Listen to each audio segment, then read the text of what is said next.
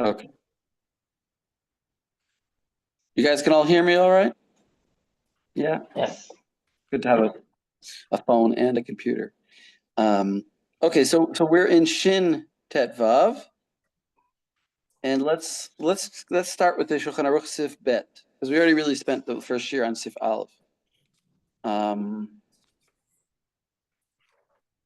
Maybe Ruben, you want to read? Are you in a reading position? Certainly. Okay. עצים שתוקעים ראשם האחד בדופן הספינה, וכופפים ראשם השני בדופן השני של הספינה, ופורסים מחצלת עליהם. לצל, אם יש ברוחבן טפח, או אפילו אין ברוחבן טפח, אם אין בין זה לזה 3 טפחים, השיבק האוהל, ומותר לפרוס עליהם בשבס מחצלות, תהווה לתוספת אוהל ארעי, בשערי. מטעם זה מחצלת פרוסה כדי טפח מותר לפרוס שאר המחצלת בשבס, בטפח שאמרו חוץ מן הכריכה. So you have wooden beams that are sort of stretching from one side of the boat to the other. And if Right, they're, I'm if imagining them they're, as being like flexible and they're curved like a letter C, like a sideways. oh, I think I found an image on Google image search that was like that. It was Yeah, I like a think letter that's C. I imagine it. Okay. So I don't know if Um, beams is one way. I don't know what the best word is, but yeah, ribs maybe. Ribs, wooden ribs, stretching across from one side of the boat to the other. And if they're a tefach wide, or if they're not a tefach wide, but they're within 3 tefachim of each other, then it's an ohel. And it can be covered with these mats on Shabbos. That's permissible because it's just an ohel arai. Sorry, it's just tosefet ohel arai. No, It's just an two addition. criteria. What are the two criteria? One is that it's an ohel arai, and two, what you already said that it's That it's a tosefet. a tosefet. Right. And from this reason, it's permitted to add you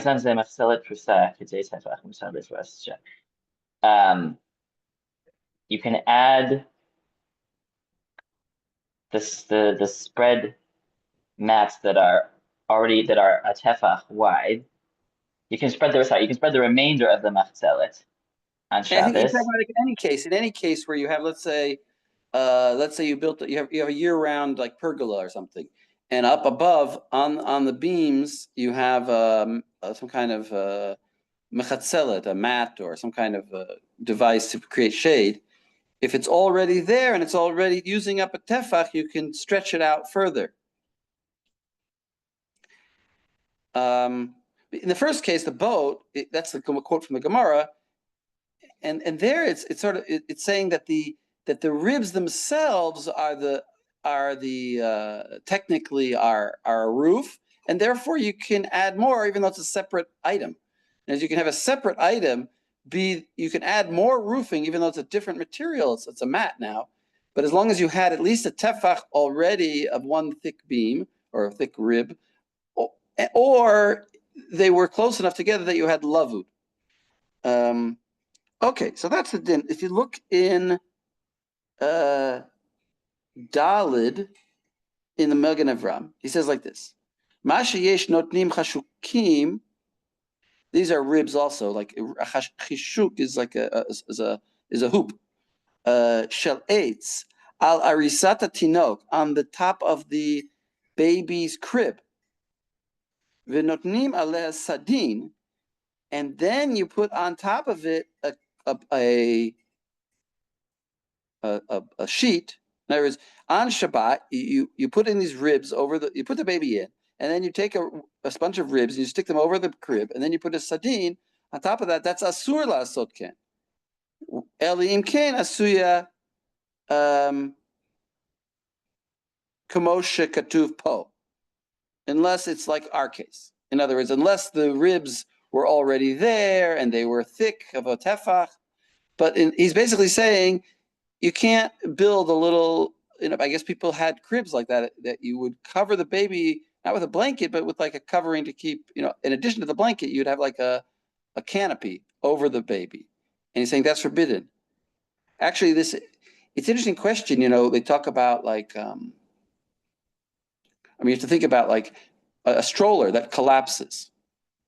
And then you open it up, and then there's a canopy that you can stretch out or not stretch out. Now, we could say, we'll see that maybe there's a different explanation there, but at the moment. Why isn't that just like an umbrella? What's the difference? It's worse than an umbrella, perhaps. But yeah, it's like an umbrella, and it could be usher. I mean, depending on how you view an umbrella, but yeah, it could be usher to do that. I'm just thinking it could be usher to do that, to stretch it out because it didn't have a tefach to start with. Now you're going to say, well, wait a second. I think Rabbi Landis is saying, wait a second. We have cases of the chair, right? Is that what you're thinking of? The chair with the leather. Well, kach. I mean, it's like you open it up, it's there already. That's what I think. Yeah, exactly. Which is the case in the Gemara of this chair, traskalin. I think it is. The traskalin is it's like a chair with 4 legs, but with a leather covering. And the Gemara said you could open it on Shabbat, even though it sort of makes an ohel. But Rashi said, good enough for me. Good enough for you, but can anybody think of a difference between that case? Okay, all right. Joel, what do you got? I mean, the chair isn't meant for tsel, right? That's the avir under it by happenstance happens to be, as we see this a lot, it happens to become an ohel, but over that. But for the baby carriage or for the crib, it really is that the whole point of it is to be for tsel at the end of the day. So that makes a difference. So that would be the distinction. The chair is, when Rashi says asui lekach, so there's a machloket. Rashi says it's asui lekach, and there's 2 different interpretations of what he means. We saw the Noda BeYehuda talks about this, and one interpretation is to say, well, the chair is asui lekach, like we were saying, anything that's built, just opening and closing it is just its normal thing, and if it makes a tent, doesn't make a tent, it's allowed. The other way to interpret it is say no. Rashi was worried about binyan. Rashi was worried about that you're building a chair. And to that he answers asui lekach. But as far as ohel, that's for sure it's not ohel, because you're not trying to use the space underneath the chair, you're trying to use the space on top of the chair. So just like building a table, when you want to use the place on top is allowed, as opposed to a bed where you want to put your shoes under the bed.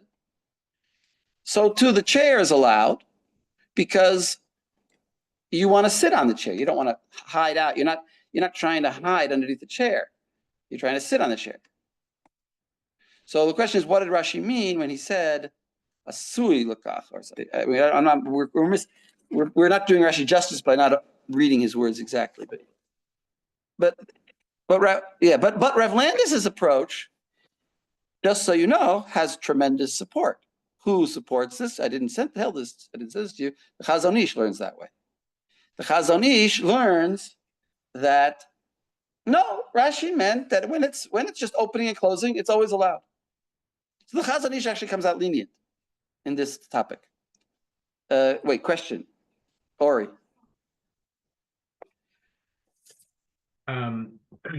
It's probably a stupid question because I missed last shiur, but the difference between it being binyan and what's the isser associated with ohel here that's special, that's different than binyan? No, but there's 2 issues. I was reading it into your, ohel is a tolda of binyan. Ohel is a tolda of binyan. Actually, if you have it, okay, but it's binyan also. So therefore, it is binyan. It's also binyan, but there's a different thing. We saw last week. Last year, the Ran holds that there's something called osek kli. If you build a violin on Shabbat, that's called osek kli, making a kli, and that's usher. So osek kiseh, if you make a chair, it's usher, and that's what Rashi could be worried about. That's the way the Noda BeYehuda learns it. If you want to see the Rashi, it's in Kuf Lamed Chet. The chair is okay because it's already asui, but ohel you're saying wouldn't get the same, maybe doesn't get the same kula, doesn't get the same mechanism of asui. because you're envisioning that Rashi could be applying asui to binyan of a Yeah, chair. let's get the quotation right now that I opened it. It says, he says like this, Deha avid v'koi. That's the exact lashon. Avid v'koi, which Which means Gemara is this? this is in Shabbos Kuf Lamed Chet, Amud Aleph. He's actually referring to the asla, which is a toilet, but it's right. It's compared to a kisei traskel, and he says by the kisei traskel, he says ve'el yonashel or the top of it is leather, and they fold it, and when they put it away, they lean it up against the wall, and when he wants to sit on it, he opens it up and sits on the four legs. That's what he says. And then he says, and this is the same as, and then the Gemara says this is the same as an asla. And by the asla, he says it's just like the other chair, except that it's a hole in it. And it's used for the toilet. And then he says, and it's permitted to open it because avid v'koi, because it's avid v'koi means it's already done. You're not doing anything. You didn't change it. It's already built. You just opened it, but you didn't build a tent. But that's my reason to be more machmir with a binyan of an ohel than there is with binyan of something else. Why would you only extend that principle to a chair and not to an ohel? Hypothetically.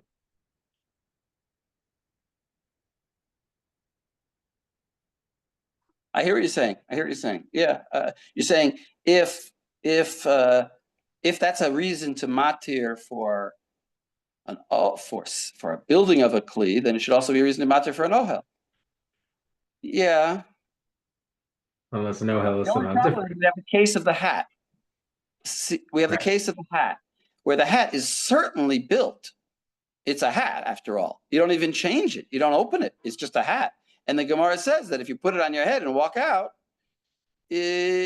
well, according to one version of, it's a complicated topic. This is all in the Noda BeYehuda. This whole debate here is all in the Noda BeYehuda. But if you're wearing the hat, that's pashtus, that's a tent, and yet it was certainly avi v'koi. Joel, Well, you want to? Where's even the building and with the hat? Is it the building or the carrying it around? The building is, I guess, putting it on your head. Yeah. Well, I think the two things is one is for ohel, you have something that's not functioning as an ohel that you make into an ohel, not by changing the thing, but just by moving it. Although we'll see some debate about that, right? But also I think, right, binyan is kol dehu, which versus we saw with kli, it has to be like you actually have to finish the kli, right? It's not like so the kli is finished, all you're doing is unfolding it versus actually making it into a kli. So I think those are two different categories there. Right, like everybody agrees that you can't add a tosefet to an ohel keva, only to an ohel arai. So we see that so even if it's not building a kli, it could be a tosefet. I mean, you're right. I mean, the Chazon Ish learns that way. What can I tell you? Or Joe, I think you're explaining how the ohel may have some principles that are different than other kelim, because it's a different concept. Exactly. Even if binyan, it's a different kind of binyan. Yeah. Well, I mean, that's what we saw. There's binyan and kelim, but it's a different kind of binyan than it is in the case of where there's deoraita, there's binyan gamor, where they like finish, and then there's all sorts of other restrictions on any sort of binyan, maybe even deoraita for ohel, which is not the same case of like if I make part of a kli, I may not have violated anything on Shabbos. So, all right, let's This is go on. a very fraught topic for Mexicans and Haredim, and especially Mexican Haredim. Oh, Danny. Boy. Sunstroke for everybody. Sombreros. Can't wear the sombrero, can't wear the black fedora. Well, the heter for the hat, I think we talked about, is because you don't wear it for sun or rain, because you'll wear it on a cloudy day. I mean, the Haredim will wear it on a cloudy, non-sunny, non-rainy day also. They're wearing it as part of, it's their lavush. It's their, So we're really talking about a beach hat. yeah, it could be a beach or a sun visor, like you're going out for a walk and you want to put like, the skin doctor told you got to worry about carcinoma, so you could put on this extra large hat to go out. That's really unattractive, but you're using it, so for pekuach nefesh maybe. But that kind of thing would probably be more problematic. But it's still a hat. Like this reminds me of our old conversation about lavush. Like it is a hat. Wait a second, but if it's a floppy hat, it should be all right. It's only if it's stiff. So probably those hats are floppy. That would be our heter. The problem comes up with a baseball cap. Because there it's not stiff. There it is stiff, and it's more than a tefach. And unless you wear it, it's your lavush. You always wear a baseball cap. Then it would be allowed. But if you're wearing it, you say, "Oh, it's sunny today. I better put on my baseball cap so I don't get, so I don't feel faint or I don't get too much." I actually have to go out with a baseball cap all the time because I will get faint if I get from the sun. So, isn't it lavush no matter what? I'm remembering our discussion. The Gemara says siyana. The Gemara talks about a siyana, and it's everybody. The Gemara knows that it's lavush. The sugya there could be understood as a machloket how to learn the sugya. I think I assigned it. Did I assign this siyana case? Yeah. There's two ways to learn the siyana case, the cat case. One way is to learn it that that the Gemara at the end says, "Oh, it's mehadek." You're worried. Rashi learns like this. You're worried actually that the wind will blow it off, and you'll come to carry it 4 amos in the Reshut Rabbi. And according to that reading, you could say that Rashi says there is no problem of ohel by a hat. There's no problem of ohel by a hat. The Gemara thought that and then rejected it and said the real reason why it's forbidden to wear a hat is because it might fall off. And as long as it's tied with a string under your chin or it's put on very tightly, then you could wear it and there's no problem. Or alternatively, you have an eruv, then there's no problem. But Tosfos, Rabbeinu Hananel is brought in Tosfot. And Rabbeinu Hananel says no. He says, we didn't go back from that idea. The mehadek means that it's, it's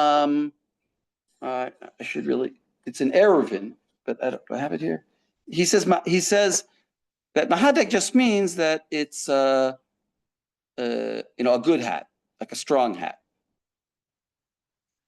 I should really quote the exact lesson. My memory isn't so good. I think I do have an eruvin here.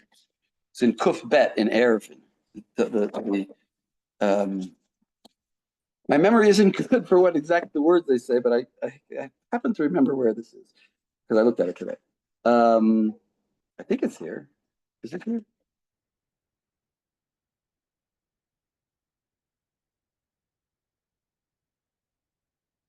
See, I jinxed myself. I don't think it is here. Maybe it's in. No, I think maybe it's in Kuf Lamed. Maybe it's in Kuf Lamed Chet. Everything is in Kuf Lamed Chet. Kuf Lamed Chet in Shabbos. Just a second, as long as we're. Yep, that one's on Amud Bet, I think, right? Is that? That's yeah. It's Amud Bet. There's a short. Tosos there. He says Perush Kuf Lamed Chet Amud Bet. He says Perush Rabbeinu Hananel she'eno. What does it mean? Ha dimahadek, that it's stuck on. In other words, if it's stuck on, you're allowed, and if it's right, ha dimahadek, ha lo mahadek. So we could have learned that if it's mahadek, if it's not going to fall off in the wind, then you could wear it. And he says, Perush Rabbeinu Hananel she'eno nikfaf. It doesn't bend. Ta'az nirek ein ohel. Then it looks like a kind of tent.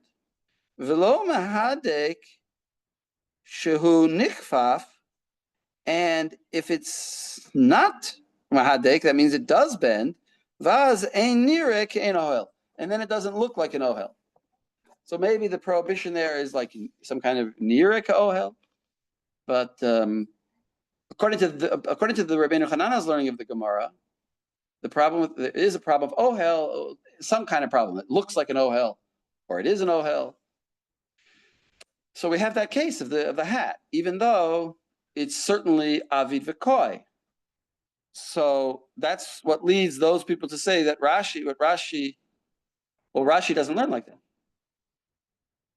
Anyway, it's complicated, very complicated. Rashi doesn't learn like that. Rashi learns that the problem is that falling off, and therefore maybe a hat is not a problem. And therefore the chair, why is the chair not the chair? Maybe according to Rashi, that's the way you gotta say, that's the way the Chazon Ish learns. That Rashi holds that the chair is not a problem, and also above, also the Agalah, coming back to where we started, the lid on the collapsible baby carriage could be opened on Shabbat because it's like the chair, and it doesn't matter whether it's for sitting or for sun, because it's avid v'koi. It's built like that. But let's go on. Let's go. We have a little bit of stuff to cover.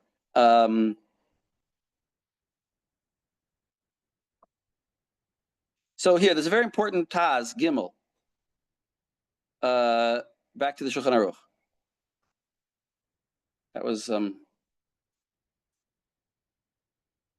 you guys are there? So look at Taz Gimel. Here, Joel, you read. This is on, it has to be chutz mina kricha, right? That Taz? Yeah, exactly. I think that's what he says here, yeah. Yeah, so right, that the tefach, right? So it has to be open a tefach on Ohel Arai for you to be able to extend it. That doesn't the stuff around the winding, right? If you like wrapped up around yeah. He said it says chutz kricha, except for what was folded. So what does he mean? So look at the Taz. Perush she'ein sivuv ha'igul becheshbon tefach, where you can't count that as part of the tefach, right? You can't say, oh, there's like half a tefach there, or maybe you count everything wrapped around it, whatever it may be. Elamashe yesh chutz legal. It has to be already extended beyond the wrapping, the round, the winding. That's the word I'm looking for. The winding.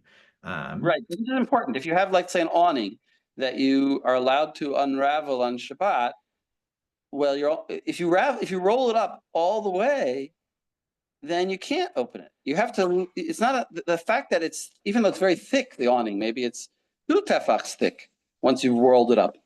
But you can't count that rolling of it as part of a roof, even though it actually functions as a shade-producing item. You have to leave a tefach unraveled of the awning. That's an important detail. Yeah, we continue on. וכתב בית יוסף בשם הריטב"א שהתוספות דקדקו מלשון רש"י שהסיבוב לחוד מהנה אם הוא רחב טפח. So they, in reading the Ritva, are saying that the Tosfot get from Rashi that if the winding is thick, the winding itself is a tefach, that's enough, right? That counts as having a tefach. You don't have to have something extended beyond that, right? Right, but they disagreed with Rashi. Wait a second. So Rashi is saying, or at least according to this interpretation, that you could count the winding part. Mm-hmm. Okay, but nearly. All right, so but nearly lachmir, sorry. Yeah, yesh li zaher, right? That to be machmir about this, you should be very careful. Be'im yesh b'sivuv lechud tefach, right? So if there, in other words, we're going to be machmir per. If you're going to be machmir per Rashi, there's a problem here, right? And the winding itself is a tefach. Dahinu shasur lachasot bo kli, right? You can't cover something with it because now you've made it into ohel. So wait a second. So what did it say? Wait, we thought that Rashi is a kula. No, he's saying now, if this is how is Rashi a chumrah? Because if I take that winding and I put something under it, right, or I put it over something, rather, I guess, really, put something over something. Exactly. If I wanted to, now I might say, oh, so you see that the wound up roll is nothing. So let me take a wound up roll of 2 tefach stick and put it on top of my tent, of 4 poles and use it as covering, because it's not it doesn't count. He said, no, we don't go that far. It does count. So we're going to be machmir both ways. We're going to be machmir both ways. Yeah, you need to have an extension of 1 tefach, but you can't use that really thick roll of a fabric that you round around something and put it over something to protect yourself from the sun. Right. So. Okay, let's go on. Here, can I call on Max? Let's do Gimel now in Shulchan Aruch. Okay. Mita שמעמידין אותה, אסור להניח הרגליים תחילה, ולהניח עליהם הקרשים, אלא ישים הקרשים תחילה באוויר, ואחר כך הרגליים תחתיהם. So when you're putting together a bed, you can't put the legs down first and then the top piece on top, the Board, the boards, yeah. Rather, you have to put on the boards for, you have to sort of lift the boards into the air and then put the legs down beneath them, because you need to go lamala lamata. Right. We saw that in the case, exactly. You nicely said. Where do we see that in the case in the Gemara? By building the fire, It's right? the bonfire, yeah. Right, exactly. Okay, continue. So v'hani mile ksharaglaim hem dapim mechubarim kmo dfanei hateva, aval raglaim shel mitot shelanu v'chein raglei shulchan mutar bechol gavna. So this stringency with the lamala lamata is only when the legs are boards that are connected like the walls of a box. Right, they're walls. No, there's not legs that are four legs like we would call a leg, but they're actually four walls. You have to imagine it like a mamash, a box with no top and no bottom, but it's a box. Those are the legs. That's what the Gemara is talking about. But if you just have, let's say, a sawhorse, two sawhorses, or two like you know what a sawhorse is, like a tripod kind of thing, and you put just on, it's just open, the air goes through it, then that's like our legs of beds, or it's not two tripods, it could even be a box, but there's four legs and they're connected with a board going around. Now, it's not that there's four legs that are four separate legs. There are four legs that are built as a box, but the box is not a box, it's just the four legs and then like a strip of wood holding the four legs in place. So if it's like that, you could just put on top of it the top. Yeah, on top of the legs. And same thing with the table. And with same thing. Tables that are the table that's right. We were talking about a bed. Right. And now he says, he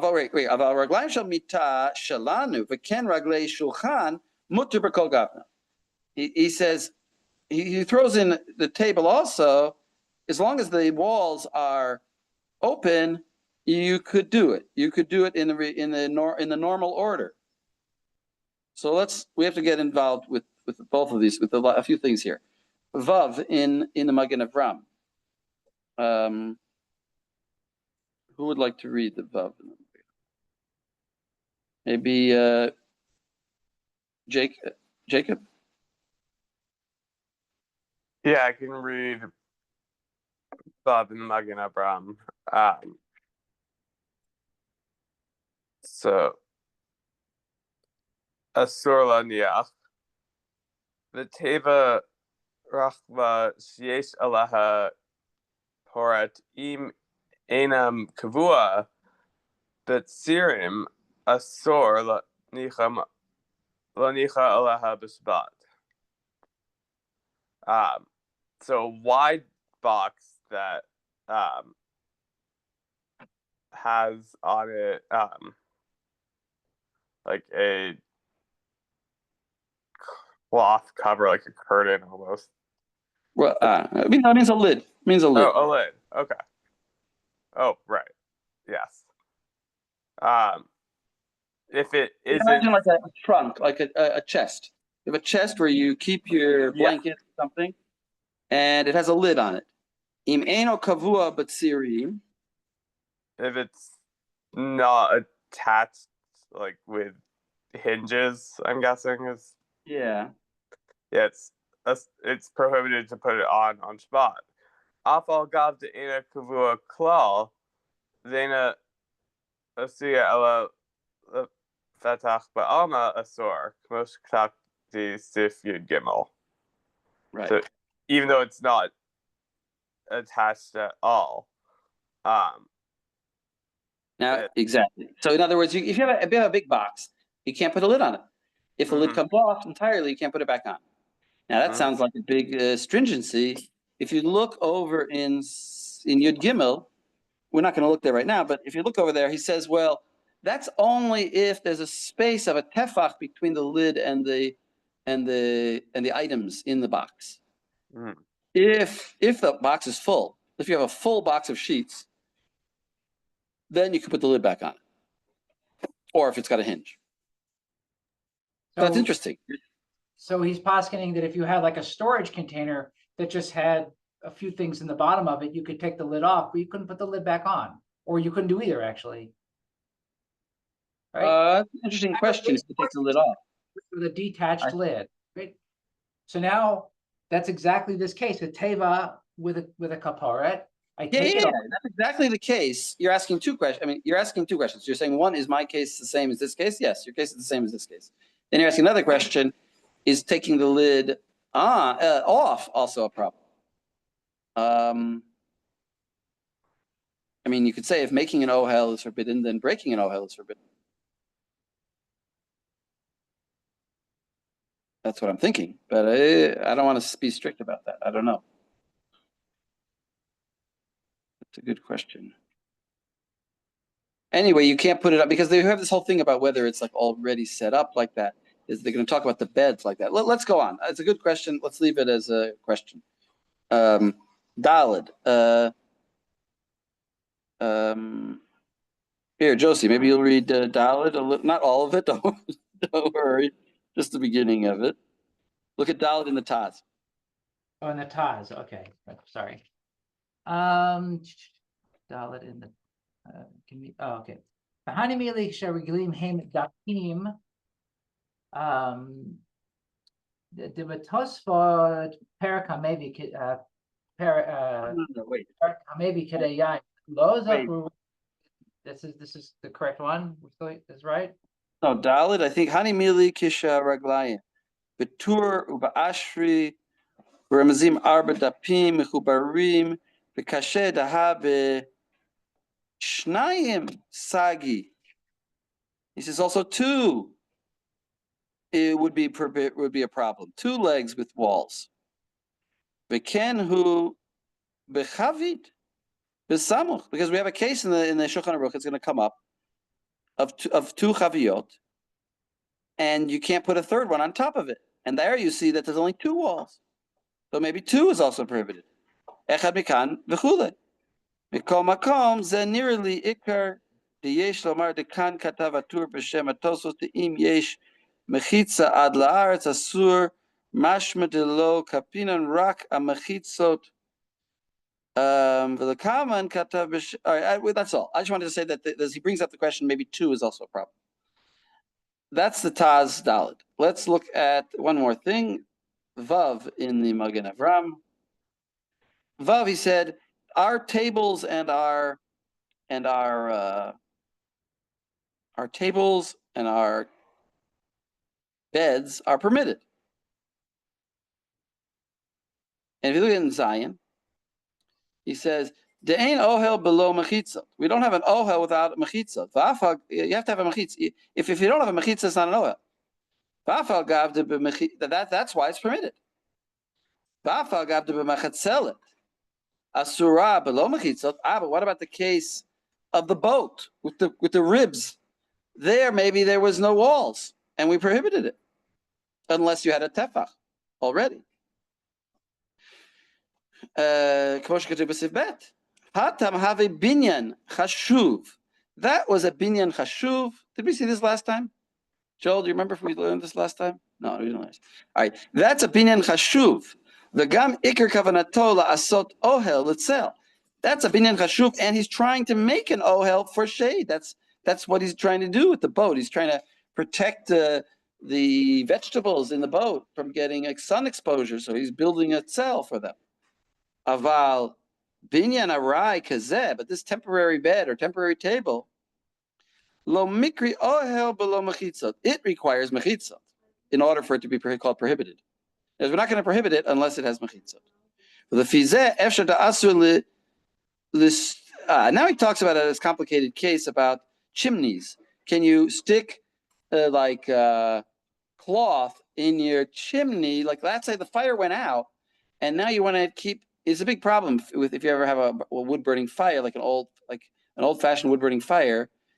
It has a damper, and if the damper is if the chimney is open and the fire is out, all the hot air in the house is just going to rush up the chimney, and you cool your house very quickly. So the first thing you want to do when the fire is out is close the chimney off. So can you do that on Shabbat or Yom Tov, let's say?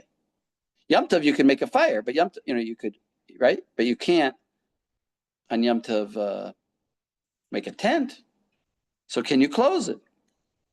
So he says, "Ufiza efshar ta'asur listom hakirim shelanu bekeset aveh," with some kind of thick covering. A kirim, he might mean stoves, but it's the same thing. I think it's a furnace. Shemesimim al hamot, that they would put on the end of a stick some kind of cloth. V'have binyan chashuv, and that would be a binyan chashuv. Kevan shekavanato listom hanekev v'lo have mosif, and it's not mosif. The shari rosh siman shin yud gimel. That mosif would be allowed, but there was by a roof. Talked about a roof. You could cover it because you don't see the sides. You're just covering on the roof. The hacha yesh lo mechitza, but here you have 4 sides of the chimney. Bifnei atzma v'hava le ohel. Bifnei atzma, it's like a tent, and now you're covering it. Interesting. V'ayin masha katuv sof siman, sofa siman, the siman tafre. Okay, fine. Stop there. So he's just bringing up this case of perhaps a chimney is forbidden to close. He seems to be saying it is. I thought somebody talked about beds versus. Where did I see? I guess it's the Mishnah Berurah. Joel, you'll probably talk about it in Shir. There's a whole discussion about beds versus tables, because tables you only want the top, and beds you want the underside and the shoes. You want to put your shoes under them. But the Gemara says that's where you put your shoes, under your bed. Okay, but let's go on. Yeah, Ori. Just a quick intertextual question. We were sort of touching on Ohel when we were doing Kli, and we talked about how for a Kli to be big enough that it's really an Ohel was 40 Sa'ah.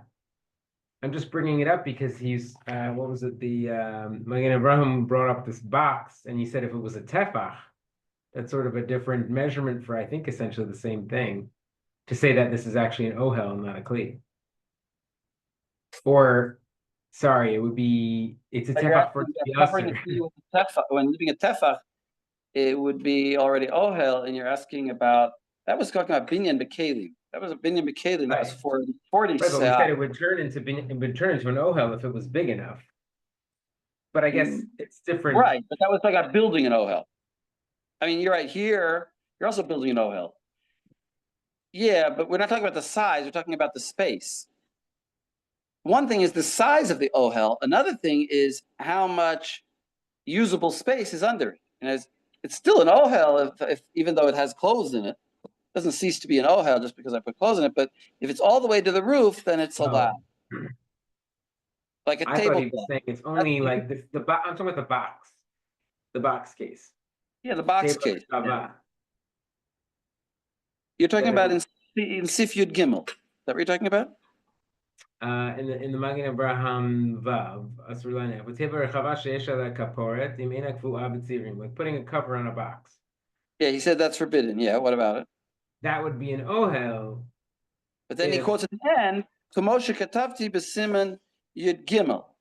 Yud Gimel, I said that what the addition is that if there's a tefach, only then is it forbidden. And you're asking why should that be forbidden? It's not 40. Tefach a measure? Isn't that a small measure for an Ohel? So I'm answering you. I'm saying the Ohel is the size of the box. The fact that I filled it is not make it not part of the Ohel. I still need a space though. I need to be covering something. If it's less than a tefach, then it's as though I'm just putting a lid on a couch. if I have or on a rock, a table. If I put the example I was trying to say was a tablecloth. They actually talk about this. Putting a tablecloth on a table is permitted because there's no space between the table and the tablecloth.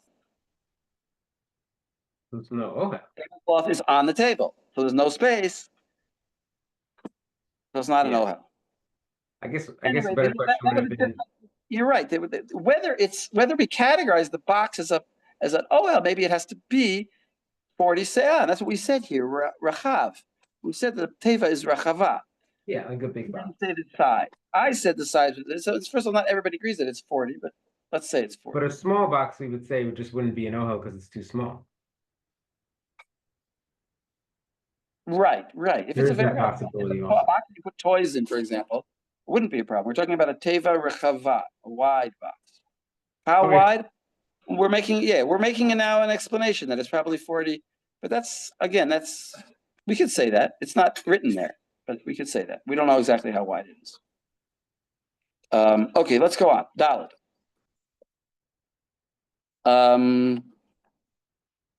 Here, Josie, why don't you read Dalet? מיתה שהיא מסורגת בחבלים, אם יש בין חבל לחבל 3 טפחים, אסור לפרוס עליה הסדין, משום דאביד עולה, וכן אסור לסלק בגד התחתון מעליה, משום דקסתר עולה. So a bed that's sort of wrapped up in. I think it means like they used to make beds with a wooden frame, and then they would have like ropes going across it back and forth, and that would be where you would sleep on it. You sleep on it, or are these talking about like unrolling mats onto the bed? Because it's not. Again, but you can't just unroll the mats onto the frame. You have the string. You have the string frame, and then you're unrolling. So you're talking about threading, exactly, which would be more like setting up weaving, or are you talking about unrolling mats? No, the weaving is already there. The weaving there's no weaving. There's ropes going back and forth across the bed. And now you don't want to sleep on the ropes, so you put a sheet down. אם יש בין חבל לחבל 3 טפחים, אסור לפרוס על הסדין משום דאביד עולה. So if between the ropes you have if you have more than 3 tefachim between them, then you don't have lavud.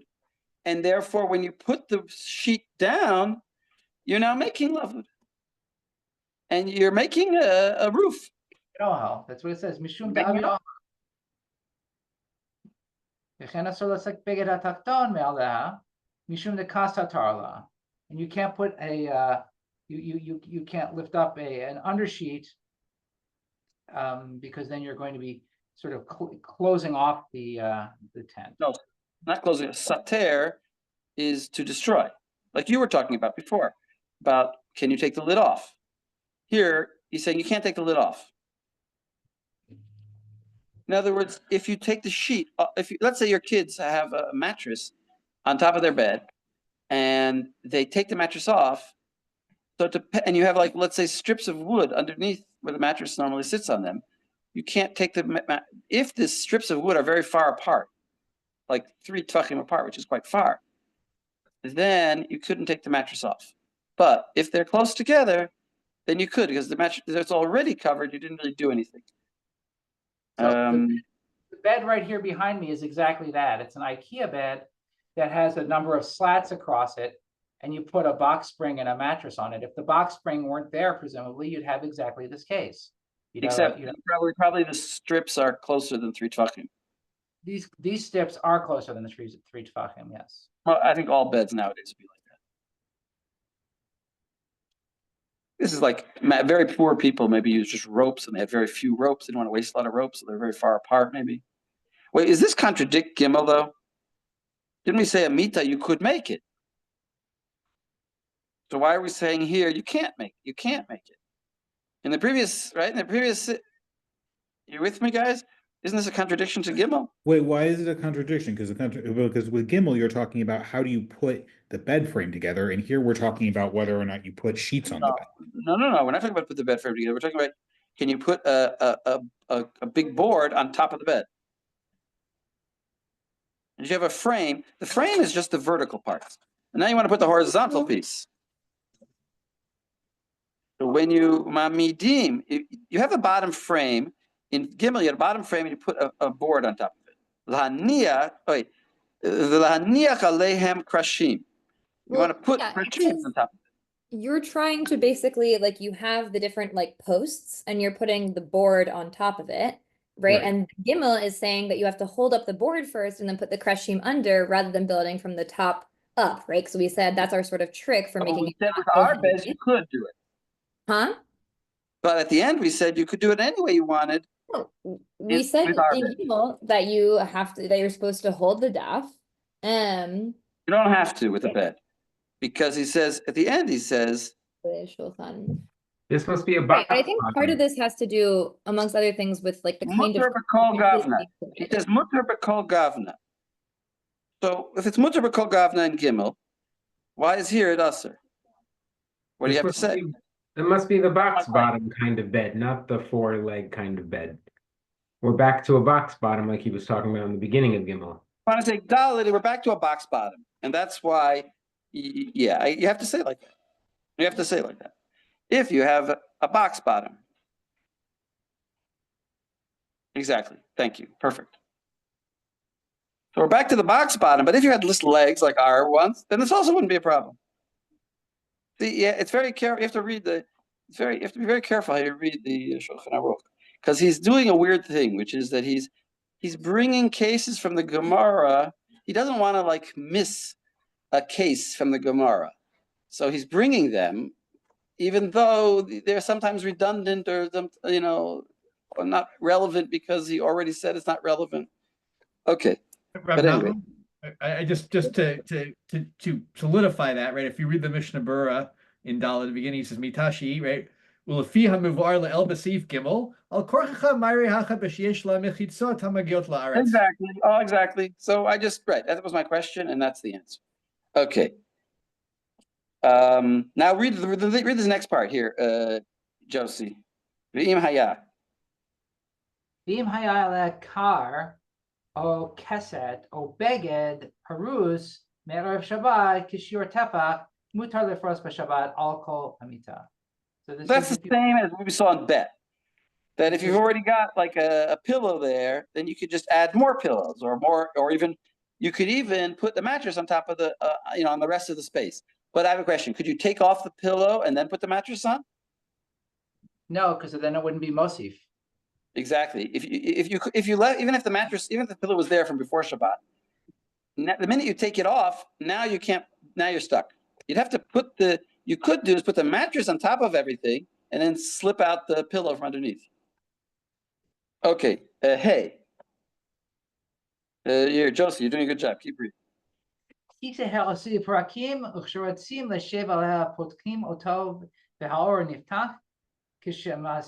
כשמסירים אותו, סוגרים אותו, והאור נכבל, מותר לפתחו לכתחילה. So you have a folding chair and you want to unfold the chair and it's got a piece of skin or cloth that turns it into a chair or a stool. You can open it up and you can close it up. And when you close it, it folds up the. So this is the Gemara in Shabbos Kuf Lamed Chet. With the kisei and the asla, and look at the Magen Avram Chet. Keep reading. Magen Avram Chet mutar lefatcho the lav midi avid ele li tove be'alma. Umehai tama shari lahamid hachupa vilaskala. V'hu hadin hadaf shekavua b'kotel shebabeit knesset shemanichim alav sparim v'chen katav b'telorot. So what does it say? Explain. So this isn't like the lav midi. It's really nothing here that you're making, just that you're sitting on it. And the reason it's permitted. Well, yeah, it's very very vague. What does he mean by this? What does he mean? Is it lav midi because you're only sitting on it, or is it lav midi because you're only opening it. So this is what we discussed at the beginning of Shir, today, which is what is the heter for this chair? Is it because it's avid, in Rashi's language, avid v'koi, that it's already ready for that purpose? Or is it because it's not an ohel? It's just for sitting on it, and sitting is not ohel type action. It's not going underneath it. It doesn't seem like he settled that question here. To me, it seems like he's left it vague. The lav mi sounds like Rashi. Lav midi da avid eliyot ve ba'alma. Why does he add that part? He just should have said lo midi avid. Oh, but it's only for sitting. Okay. So read the next case, though. Read the next case, though. He's going to sort of answer. Mehaitama share lahamid achupa v'liskala. V'hu hadin hadaf shekavua. Wait. Stop. What was that case there? To put up a chuppah, like a temporary covering. He literally means a chuppah for a wedding. He literally means a chuppah. The top must be attached to the poles, the kind where Exactly. it's like literally attached. Exactly. You got it. It's like you just spread it out because it's already there. Yeah, I've seen wedding halls where they have a chuppah like that. They have the poles already connected. There's the cloth, a big square cloth, connected. Each four corners of the cloth connect to a pole, and it's just folded up, and you stretch it out. My time is shari la'amid chuppah v'lesalka. What does that mean? Wait a second. I have a. And to put it back. Yeah, to unfold it. Unfold it. So wait a second. So how does he answer my question? It's an ohel case. What? This What's the reason why this is permitted? Is it because it's not an ohel, or is it because it's avid v'koi? Avid v'koi. I don't know. Because you can't say that a chuppah is not a covering. That's for sure a tent. So wait a second. Wait. Isaac, you got a question, No, but it doesn't have walls. The chuppah it has poles. Isaac, go ahead. I maybe this doesn't matter, but like, isn't putting up your chuppah aser anyway? Because you're not going to have the wedding until after Shabbos. Tachana. Well, yeah, I don't know. It's not aser to have a wedding. I mean, aser to have a wedding on Shabbos. You have the wedding before Shabbos usually, right? But you could have a chuppah for, let's say, not a wedding, but let's say a Chatan Torah. I don't know. Okay, fair enough. I mean, we're creative. We can find another case. But wait a second. There are those people that look at this and say, wait a second, how can this be allowed? I want to forbid umbrellas. How could this be allowed? So what do they say? Joel, what do you say? The walls, right? I think that's the big difference here. If it had walls, if it had like walls and okay, an umbrella has walls. The umbrella is the same. It's exactly umbrella. Well, according to if you saw the Noda BeYehuda, which maybe you didn't, he says that umbrella does have walls because it's not straight. It's not like a Chinese parasol that's made out of paper that's very flat. It's curved. And remember, we saw that if in three tvachim downward, you have whatever. He says that the curving, it's like he compares it to a sukkah. There's a sukkah where you can say that it's curved, and part of the curving is the walls, and then part of the curving is the roofing. So in this case with the chuppah, it's exactly this, because we said above, there's ain't ohel unless there's mechitzot. So in this case, that's why I said it's not aviv v'koi, it's mechitza, because you don't have it's ohel. In other words, but the very fact that he's comparing a chair to a chuppah means that it's irrelevant to him whether it's for above or below, because these are both, one is above and one is below. But it doesn't solve you for ohel. Except that I think there are poskim, and maybe it was the Noda BeYehuda who said it, that say no, the chuppah is not an ohel. Why is a chuppah not an ohel? Anybody tell me why it's not an ohel? But isn't this the same as the bed case we just had? He said if it has just those legs, then it doesn't have walls. So it's an ohel needs walls. Okay, needs walls, right? Okay. This is a this is the roof with no walls. The four poles are just like four legs of a bed. You're right. You're right. You're right. That's There are why other explanations of why it's not a wall. There are other explanations, which actually is nothing to know to BeYehuda. It's in modern posting where they talk about like, what can you do this at the kotel or something? Joel, what you're reading my mind? I was going to point to the Eshel Abraham in a second, but I was going to say it's not for sell at the end of the day, right? Oh, The chuppah exactly. Some people say that a chuppah is allowed because it's not for sale. It's not for protecting you from the rain. It's not protecting you from the sun. It's not protecting you from anything. It's just an honorary thing. And therefore you can't learn anything from it. It's not really built for a tent, even if it would have walls. It would be allowed because it's not really a tent. It's not, I mean, of course that gets very strange. Because what about like a child? I mean, it's built for honor there. What about a little tent that a child pulls a string and the tent pops up and he plays inside it? It's also not for rain and for sun. It's in the house. And these beds are all, but it has. Well, these beds would be set are forbidden if they have four walls. And they're also not for. That's the distinction that Eshel Abraham makes. That's why I wanted to point it out, right? Yeah, beds, they talk about the mishtamesh avir though, right? There's both the notion with a tent of like, is it protecting you, and are you trying to like make use of a created space essentially? Right. But the chuppah you're making it, but it's not a halachic space. It's just an honorary space by the chuppah.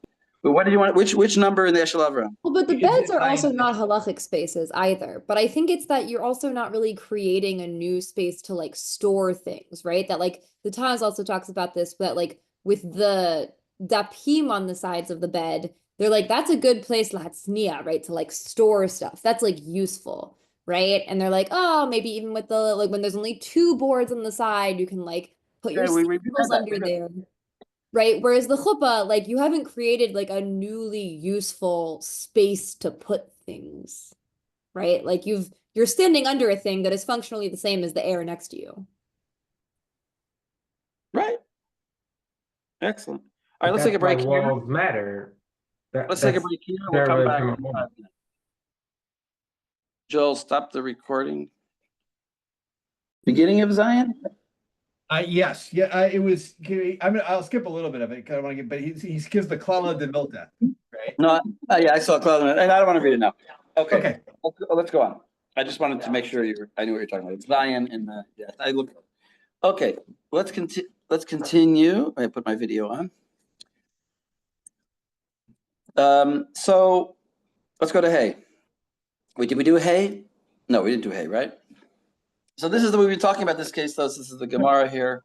We did. Josie read hay. Oh, we just did hay? Okay, sorry.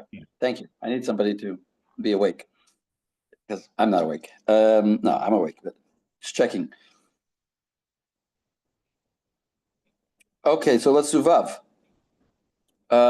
Somebody wants to read Vav? I see Aaron, you came. You want to read Vav? Yeah, we're in 315, yeah? Yeah, in Shulchan Aruch. Yeah, sorry, I was in the tour. 1 second.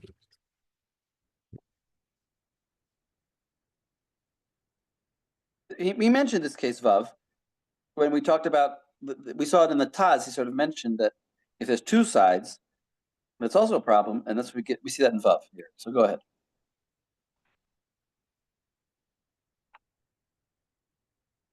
Shemisadrim. Yeah, exactly. שמסדרים חוויות זו על גבי זו, אחת על גבי שתיים, אוחז בידו העליונה ויסדר התחתונות תחתיה. אבל לא יסדר התחתונות תחילה ויניח העליונה עליהם. So when you're organizing barrels, one on top of the other, or one on top of two, you hold the top one and then put the bottom one underneath it, but don't put the one underneath it and then the top one on top of it. So you're not really building because either it's a shinui or it's not really building.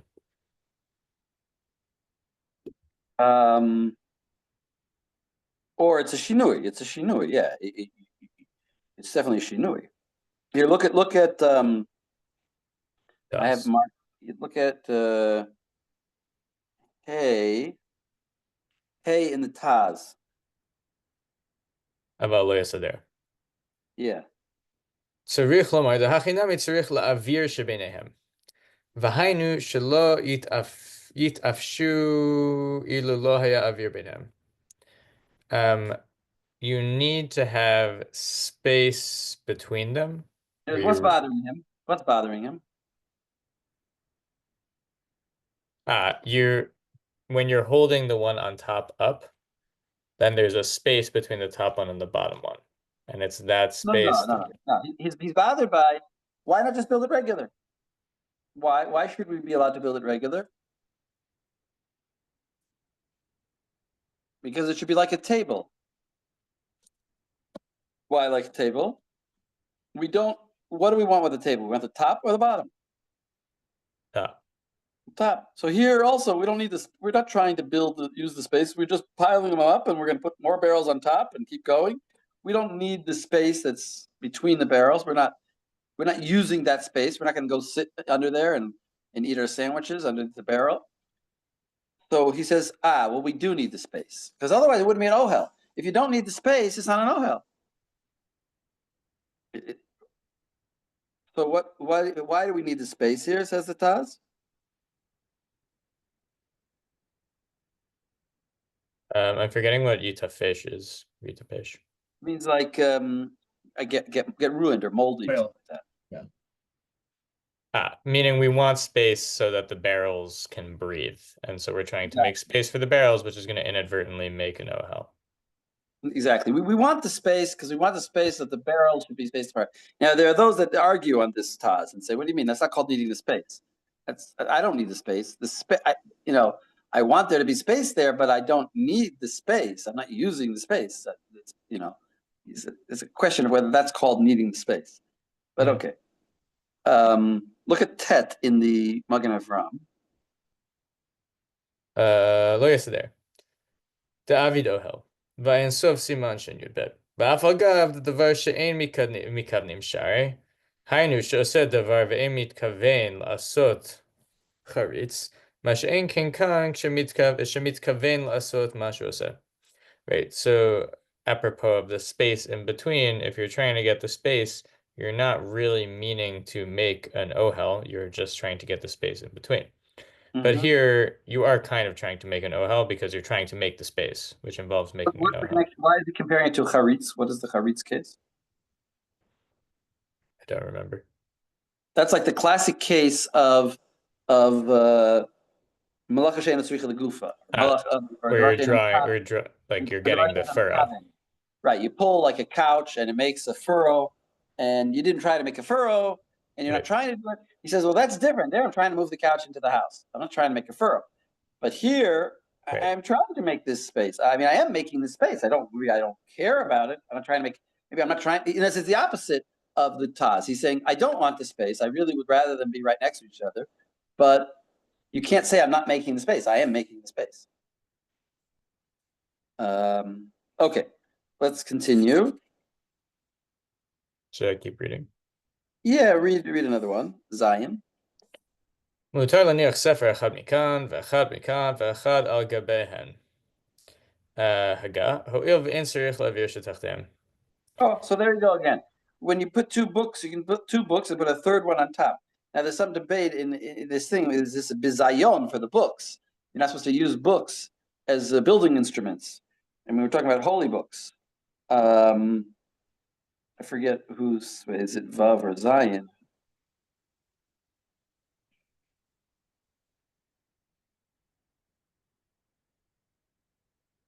Oh yeah, look at let's look at Vav and Zion in the Taz. מותר להניח ספר אחד וכולי. כבר כתבתי בסמוך, תם ההתר בזה. וביורדיה סימן רפ"ב, כתבתי דהחמר שצריך ללמוד מכולן, כי אם לאו כן היה אסור משום ביזיון הספרים התחתונים אין שם. As you have to need the books you're using them. You're going to read from all of them. You can't just take a book off the shelf in order to prop up another book. He's only if you're going to read from them all. Interesting halacha.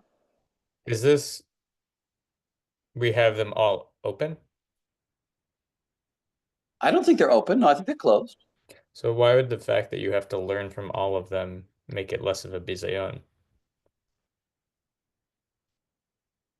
Or you're sort of in the process of using all of them, so none of them is like. That's what I think. That's what I think. I think you took it off the shelf because I'm going to read from it. But you can't take it off. That's why I said it like that. You can't take it off the shelf just for reaching. There's a story in the Haredi yeshivas. They have Jastro dictionaries because they need to look up something, and when they want to get a book on the top shelf, they take the Jastro, put it on the floor, and step on it to get to the top shelf, just to remind themselves that even that Jastro was a rabbi who was not Orthodox. Just to remind that even though they're using his book, they want to dafka remember that the book is not kosher. But you can't do that with a regular kosher book. You can't use it for some non, its intended purpose. All right, so look at Zion. No offense to Jastro, who was a tremendous scholar, even if he was not fully shomer mitzvot. No offense taken. Ho'il ve'ein tzarich la'avir. מזה הטעם נמי אפשר לפרוס מפה על השולחן, וקצוות המפה תלויות למטה מן השולחן מכל צד. דאין בזה משום אוהל, כיוון דאין צריך להעביר שתחת השולחן. Wait, this is like every child's, any child will tell you different, that this is dafka an ohel, but that's why it's allowed to put a tablecloth on a shulchan with the corners of the tablecloth hanging down on all the sides, because you're not trying to utilize the space underneath the table. Right. I think here the problem is more that you're making the mechitzot than you're making the top. And the mechitzot, you don't really want that space. ועוד כיוון שמה שמונח על השולחן אין בו אוהל, מותר גם היוצא ממנו.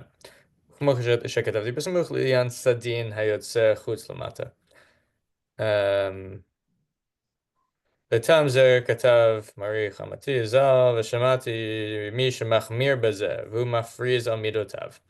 Okay, so anything that is allowed to rest on the table is not an ohel, and anything that extends from that thing is also allowed. Right, yeah, exactly. Since you can put the tablecloth on a table because there's no space between it, so then if it goes further, that's also not a problem. I don't personally. It's like weird to me that they even are thinking about a tablecloth being a problem, but okay. Clearly, you're not right. I mean, basically, that's the point. Clearly, you're not trying to make a tent there. You're not interested in using the space, and you're also not. I mean, you already had the space. The table was there, right? But a child would maybe use it. Okay, so what if you're putting tablecloth on because you might be storing something under the table and you want to hide that? What? Yeah, that might be more of a problem, but yeah, that might be. You dafka do. You're saying, what if I dafka want the space there? I've seen that done a lot. So I put a tablecloth on a table, so that I can put my messy clothes under the table and nobody will see them. Well, we wouldn't have the heter that you don't need it. Yeah, you have to think of another one. I mean, it could be a problem. It could be. Yeah. You have to consider primary use. If people are sitting at the tablecloth's there, then the primary use is a tablecloth for the table. There may be a secondary, but if no one's sitting at the table, I agree that that's a problem. Okay, who would like to read who didn't read? Ori, you didn't read, so I'm not sure if you did read. Kol Ohel. Kol Ohel משופע שאין בגגו טפח, ולא בפחות משלושה, סמוך לגגו רוחב טפח. הרי זה אוהל ארעי, והעושה אותו לכתחילה בשבת פטור. So if you make an ohel that's not great or low, mishupah? It's an angle. It has an angle. Okay, it's Kol ohel mushpa, slanted. Mishupah, but yeah, slanted. She'ein begago tefach. Roof doesn't have a tefach. But lo b'pachot mishlosha samuch hagago, and there's not less than 3 tvachim next to the roof, No, if it's very, the if it's extension of the roof, pointy, if it's like an A, it's the letter A, it's Right. extremely pointed, and the gag, the top of the A is not got a flat tef. Let's say you have a flat tef. You could have an A with a flat piece of a tefach on top, and then 2 A's. So then that's a real ohel. But if it ain't bigago tefach, there is no tefach at the top. It's mamish coming to a point. But then there's another reason we could say there's a gag. What's the second reason? We could still have a gag, even though it came to a point. What does that mean? there's no less than 3 tvachim coming out from the top point, the width That's of not the tvach. even. Well, Find that I'm just translating direct here. No less than 3 tvachim. Is samuch legago means coming out from that central point, no? Yeah, but what's to explain the case? Maybe I don't know. I don't think you have it exactly right, but what's the case?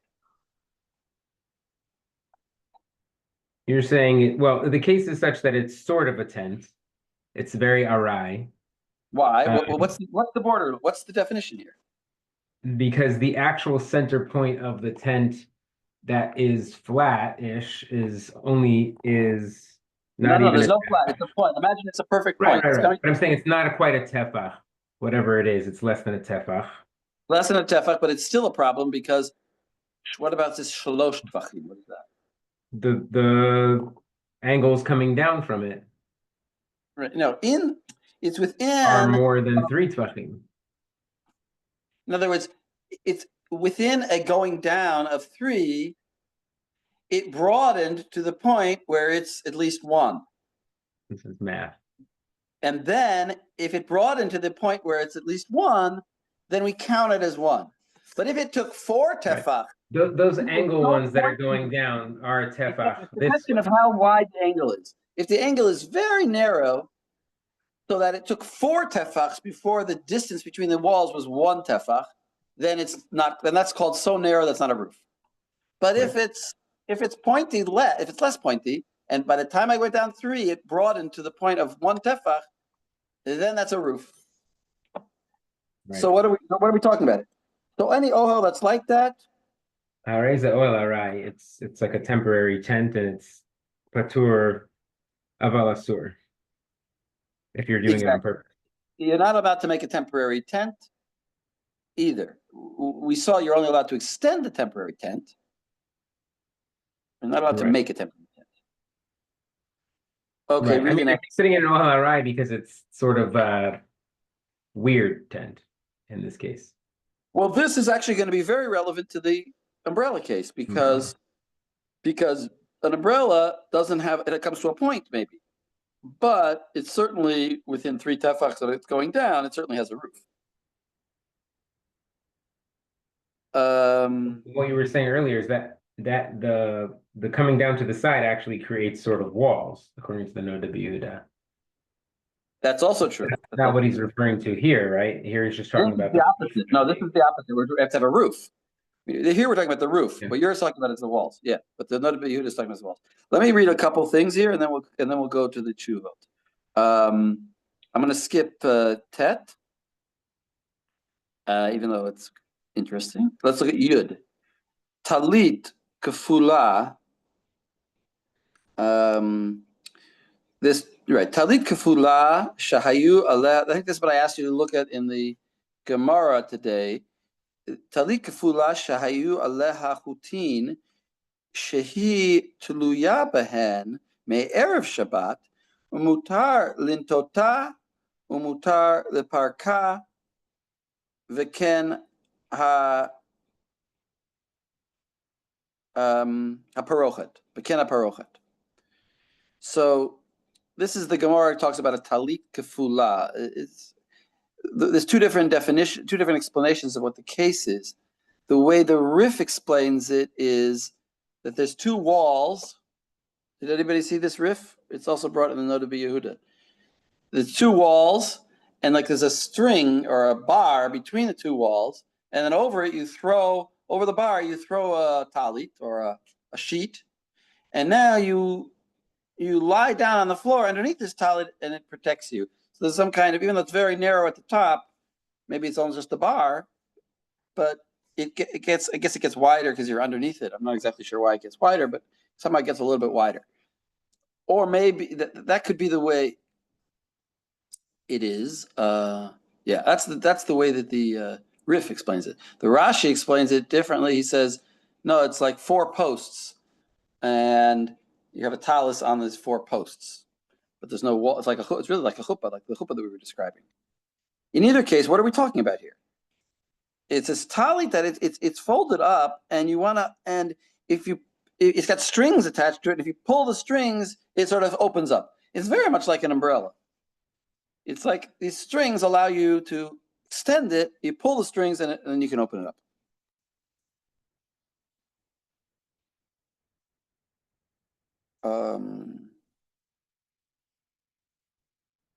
Okay, that's one case, and let's skip to Gimel. Yud Gimel. Beged sheshotchin al pi achavit likasoto. So a beged that you want to put on top of a barrel to cover it. Lo yishtachenu al pnei kula. Don't pull it across the whole barrel. Mishum ohel, because that would make it ohel, even though you don't want the space underneath it. You don't pull it all the way across, leave a little bit of it open. And again, that's where I said that the commentary here says, if there's here, oh no, it's not the commentary, it's the Shulchan Aruch itself. V'hanimili kishahakuba chasera tefach. That's only when the contents of the barrel is missing at least a tefach. If it's full, then it wouldn't be a problem to cover it entirely. Aval im eino chasera tefach, it's only missing almost nothing. Mutter to ein kan ohel. There's no ohel if the thing you're covering is full. Okay, those are the main points of the Shulchan Aruch. Let's wait. So I asked Aaron to summarize the Noda BeYehuda in lieu of reading it all, or reading. I also picked out certain parts that might be interesting to read. But let me let Aaron. Do you want to explain a little bit the Noda BeYehuda? Sure. Maybe I'll just give the broad structure of the tshuva, and then Mm-hmm. we can zoom in on pieces. So he begins by saying some guy came up to him and said, this other guy is permitting people to use umbrellas. Let me interrupt you for a second. This is I sent out. If you were looking for the sheet, I emailed you guys 3 Teshuvot. Okay. So the Noda BeYehuda gets a letter saying, I saw someone else who's permitting people to use umbrellas, and people in his house to use umbrellas, and he's not stopping them. Why does he allow his family to use umbrellas? And the guy gives him 2 answers. He says, one is, it's not really an ohel because you're walking with it. And 2, it's kind of like what we just talked about, a talit kfula. So it's kind of okay. And the person writing to Noda BeYehuda is basically saying, like, I know that this is wrong, but I can't quite. The first reason is because you're walking with it. The second reason is what? I think the second reason is it's not logara mi talit kfula. Right. It's like our case of talit kfula. It's in a frame, and it's not held firmly. Right.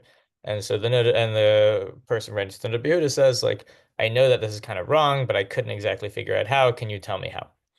And the Noda BeYehuda mentions that, like, everybody's using umbrellas all the time. It's really terrible. And basically first knocks down the idea that just because you're walking. It's not exactly what he says. He says that in his community, people brought them and started using them, and then he started telling them that it's forbidden, and everybody stopped.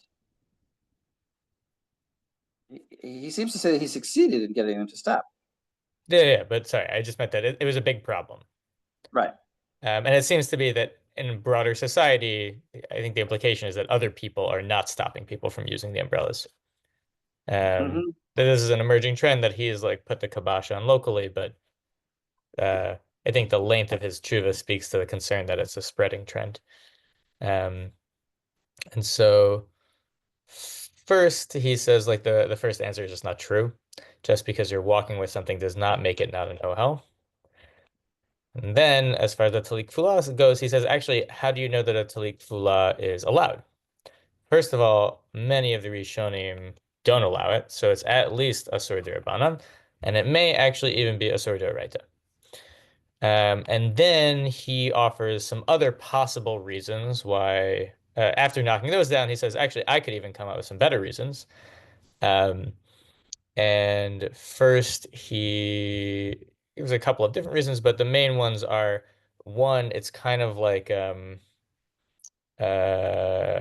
he says these doors that open, doors that are made to open that you're allowed to open on Shabbos. And he says it's actually not like that. Then he says maybe it's actually totally fine if you open the umbrella before Shabbos. Maybe there wouldn't actually be a problem of using it on Shabbos. But if you're walking around with an open umbrella, then there's Marisaim. So what he kind of, I mean, he dots all the I's and crosses all the T's. Basically says like there's no reason to allow it, and even if there were a reason to allow it, it would be Marisaim. If it's opened beforehand. Right. There's no reason to allow it, and Opened even if it was beforehand. possible to carry it around having not opened it on Shabbos, even if that was theoretically possible, which maybe it's not, it definitely would be Marisaim. Because people would think, what? That you opened it on Shabbos. That you opened it on Shabbos, exactly. Well, okay, very good. I'm wondering if I want to, what I would like to read from it. He actually has a very interesting thing about the riff that I thought was interesting. Can you also show us the part where the sides are considered part of the wall? It's sort of back to the math. Is that in the Noda? Yeah, that's in the Noda BeYehuda. Well, it's hard for me to find. I don't know if I mentioned. Wait, umbrella. Yeah, I can show you that part. Yeah, it's. So if you have, is it page? You have pages, right? You have. It came in the document I gave you had pages.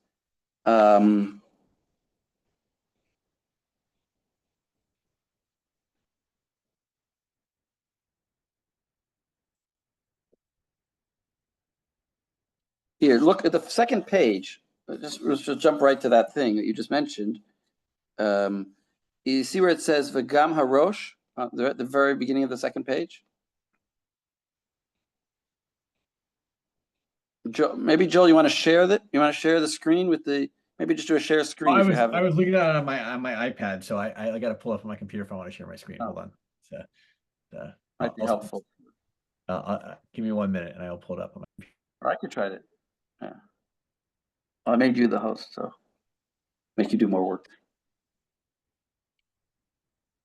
You're more technically. I also made you the co-host. So if you already have it up, then you can do it. Oh, I have no. I'll look for it. I was so proud of myself. I had it open on a different device, so I didn't have to look at two screens. Like split my screen on my computer. But now You're a smart boy. I couldn't have done that. Gmail. I got to open it too. I'm even smarter. I printed it. Oh, there you go. But if you guys, I'm afraid that some of you doesn't have it.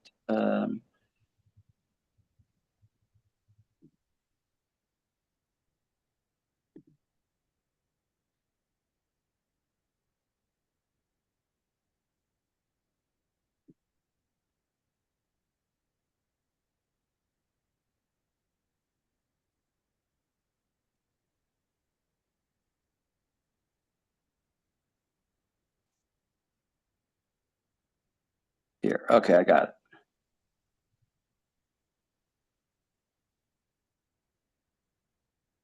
But now, Oh, you got it up already. Okay. No, that's you, I think. Oh, that's me? Yeah. Oh, that's me. Oh, okay. No, it's me. Okay. I didn't say, it's not me. All right, so you see where it says Ravuta at the bottom of the page here? Scroll up. Scroll up. No, the other way. Scroll down. You're right. Scroll down. There. So you see what's the first there? This says Gam Harosh. Here, so we're there. So let's, I'll read a little bit. Gam Harosh Evi Dr. Rabbeinu Hananel. Rabbeinu Hananel was the one about the hats who said that you can't, that the problem, there is a real problem with hats. V'ken hatur b'siman shin aleph, we learned at the beginning of the year, hevi data tosfos v'achronim v'ashulchan aruch sham sif mem gamken echlit hatam mishum ohel. That's the reason why hats are forbidden. V'kvar katavti, shegam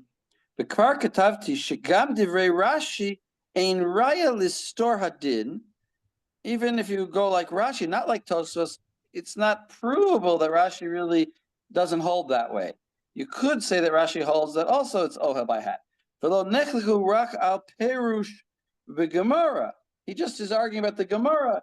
V'gam Rashi moda she'im yesh ke'ein mechitza gam kein o im kavanato ohel shaykh bo iser ohel. There would be a problem of ohel if either you had something like a mechitza or you're trying to make an ohel. Because by the way, by hat there's no walls, there's no mechitzas, but you're trying to protect yourself.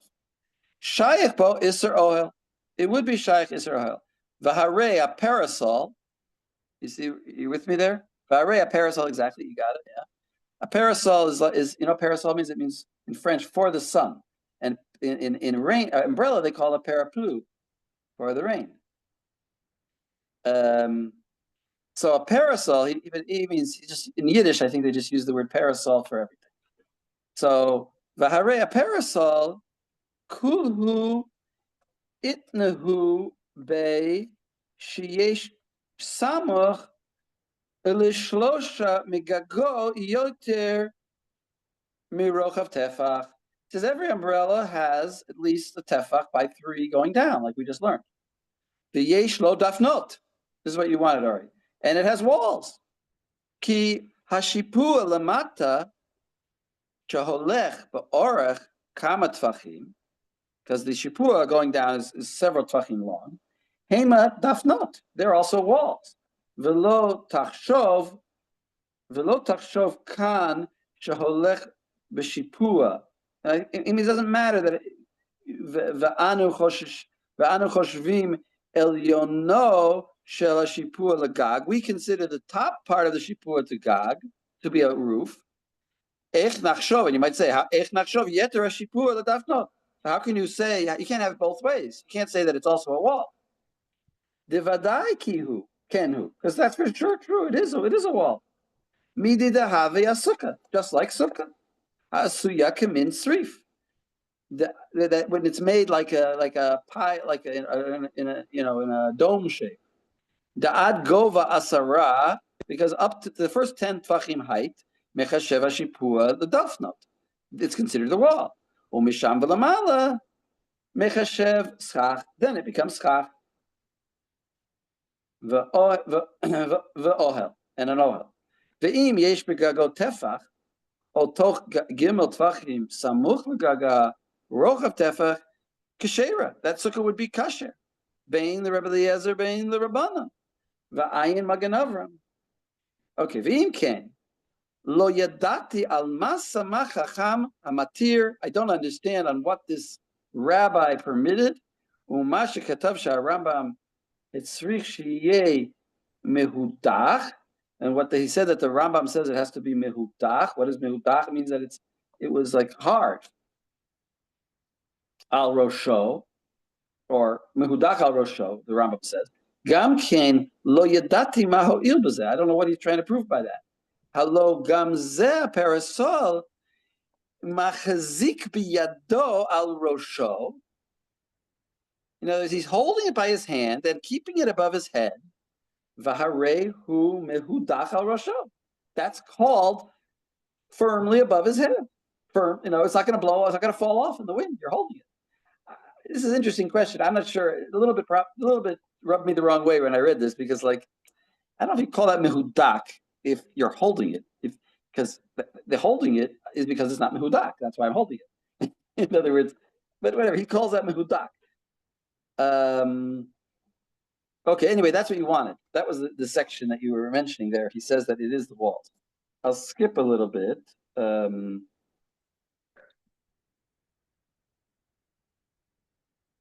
Here, so I don't know if you want to get into this. It's I think it's very interesting about the riff. Let's read a little bit of it. We'll see. I'll read one paragraph. See, now I'm skipping now to where it says va'achshav at the very end of the page. The paragraph begins va'achshav. Yeah, thank you. You're great. Okay. Va'achshav nidaber beheter hasheni shekatav hacham. What about this chacham who mattered it? By the way, there's 3 chachamim in this story here.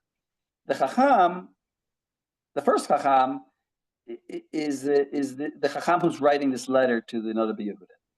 And he's saying that this other chacham mattered it, and he's presenting the opinions. And he also said that he kind of refuted this chacham, or he tried to come up with refutations, but he didn't know if his refutations were correct. And Noda BeYehuda says, yes, your refutations are correct. And then he explains, and that's what we're reading, the Noda BeYehuda. Okay, anyway. ועכשיו נדבר בהתר השני שכתב החכם המתיר, דלא גרה הפרסל שיש בו קרסים ולולאות, mitalit kfula. It's just like the talit kfula that we learned about. This talit that has strings and basically it has a framework, that talit, and you're just pulling it along the framework. That's like an umbrella. Shemuteret al yedei chut. That when it's got a whole mizgeret with strings, al yedei chut u'mashicha, sheyesh ba, because it has this whole system of opening it up, it's permitted, just like an umbrella. Sheyesh ba me'erev Shabbat. Umutar afilu lo karach ba tefach me'erev Shabbat. And that would be even permitted. We didn't emphasize that, but that's what the Shulchan Aruch was saying, that this talit kefula is not like the awning, which has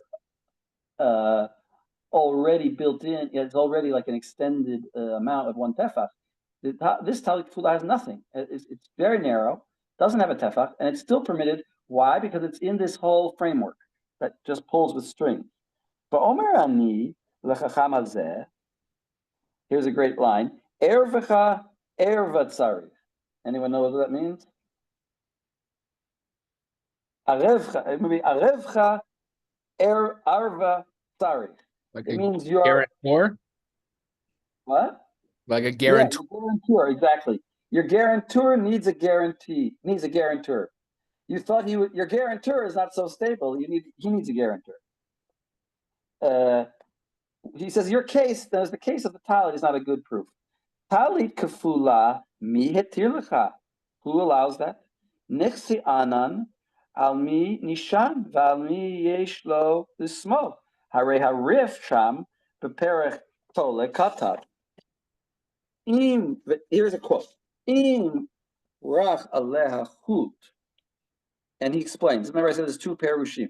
Perush kagon talit kefula shekshura bein shnei kotalim. It's tied between 2 walls. V'hi mishulshelet. Umagaat la'aretz, it goes down to the ground, v'nichnas bein shtei kotzoteh, v'yashan tachteha, and he sleeps beneath it, b'tzel, v'ein b'gaga tefach, and there's no tefach at the top, v'lo b'pachot mishlosha samuch l'gago tefach, and it doesn't even have a tefach if you go down 3, lefichach eino ohel kavua, or eino ohel keva. It's not an ohel keva. Ela ohel arai, but it's a temporary thing. Mipnei she'ein begago v'lo pachot mishlosha legago tefach lefichach patur aval asur. Ve'im haya aleh chutim etmo v'nata ota yom az, then it'll be mutar. Ad kan lashon harif.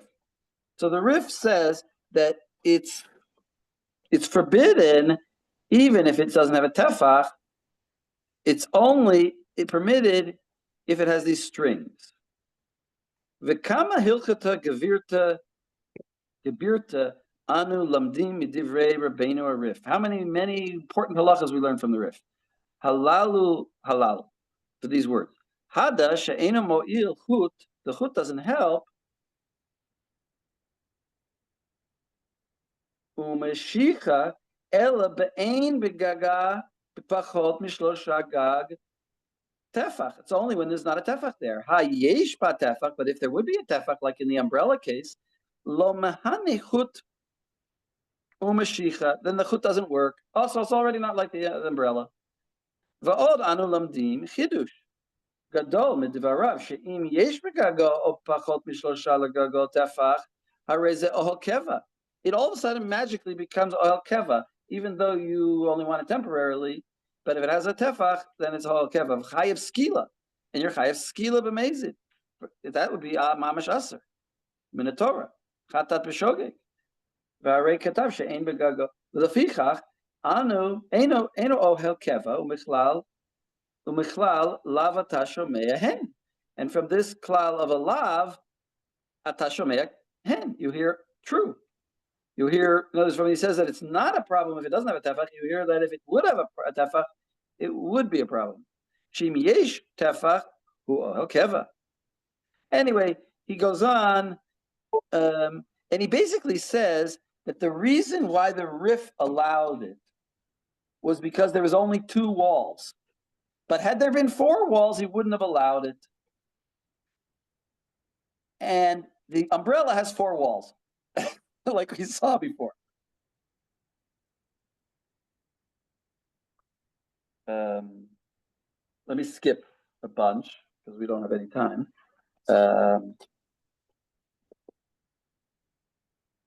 Let's actually go to the other tshuva. So as Aaron's summarized at the end there, he basically says that first of all, he does say. Actually, there's one thing I want to see before we wait. You close? Don't close yet. Yeah, look on the very end, page 6, where it says, yeah, exactly there. How do you know? Exactly there, where you signed. But skip the first sentence. Oh no, from there. Aval, yeah, aval im asur mitzad hadin af below chashda sheyesh chashada, even if it would be mutter. Before he said it's maybe even if it would be mutter al pi hadin, he's talking actually about when it's already opened before Shabbat.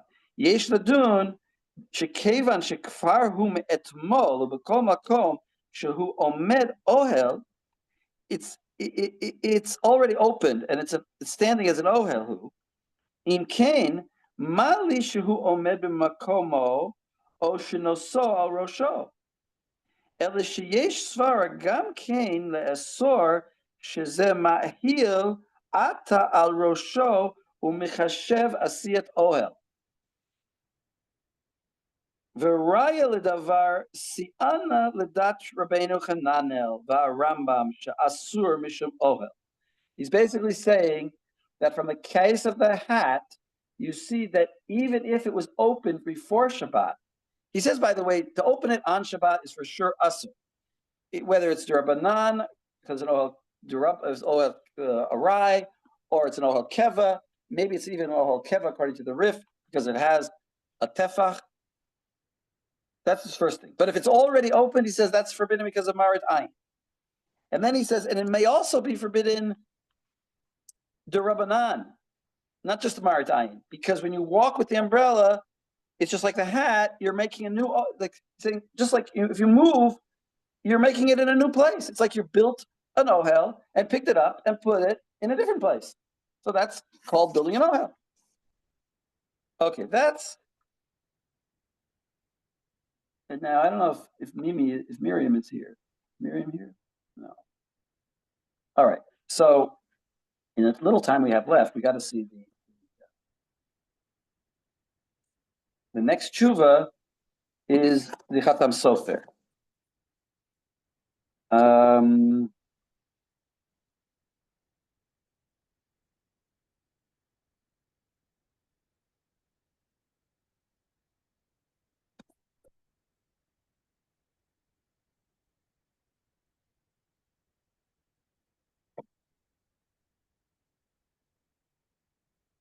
Here, so skip the first paragraph.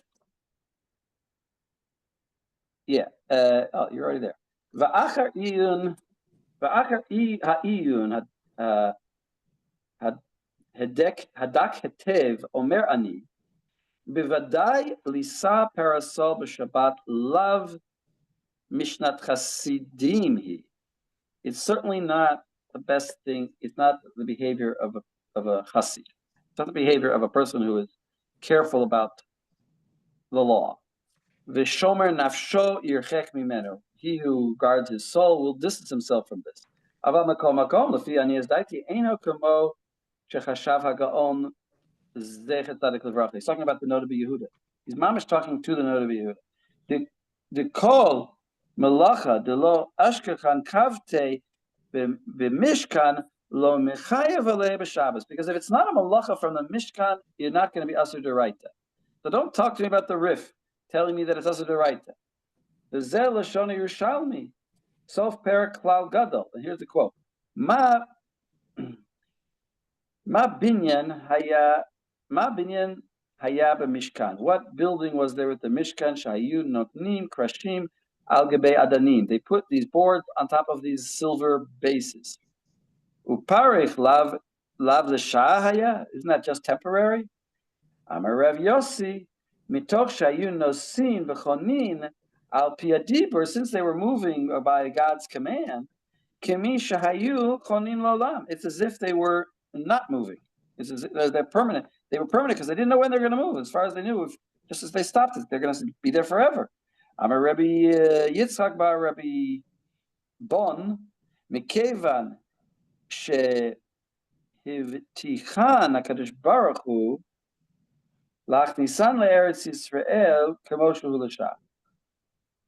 Since they knew that they were going to leave and go to Eretz Yisrael, no, it's temporary. Hada amra binyan l'shah binyan.